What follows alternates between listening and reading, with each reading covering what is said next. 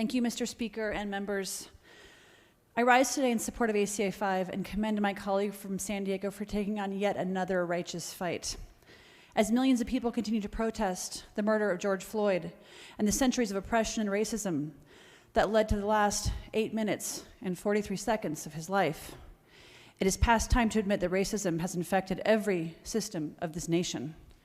California is not immune from this disease of racism, yet since 1996, with the passage of Prop 209, we have attempted to put the blinders onto this uncomfortable truth. Prop 209 is a manifestation of our refusal to acknowledge the damage that systemic racism and sexism has caused Californians of color. This has made it easier to be shocked when we see discrimination firsthand, whether it's as a microaggression in public, hate speech online, or an unarmed Black person being murdered by police in the streets.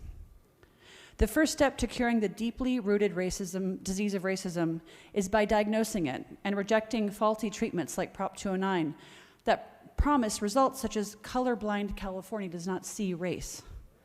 The reality is that Prop 209 was not a cure-all for discrimination. In fact, the measure was a regressive change to our state constitution that decimated California's ability to fight discrimination. Since Prop 209 passed, women and people of color have lost billions of dollars in economic opportunity in state and local government contracts. There's been dramatic decreases in admission rates for students of color in the UC system, and women have continued to be paid less than men, a wage gap that is even worse for women of color. While ACA 5 will not remedy all the ills caused by racism and sexism in California, it is a huge leap forward that will allow our state to proactively fight them.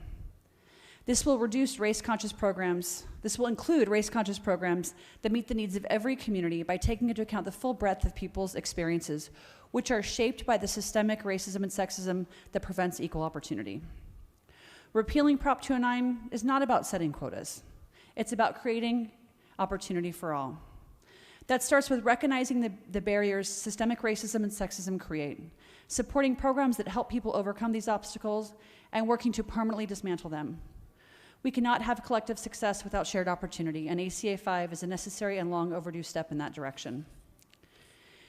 If you have watched the events of the last couple weeks, like many of us have, watched these unfold on your television, on your phone, you've seen the videos, if you've watched the pain and anguish that communities of color have expressed in these righteous protests and demonstrations, and if you have wondered, what can I do to participate in the solution? How can I be an ally? How can I be a part of the solution? Well, here's a chance for you.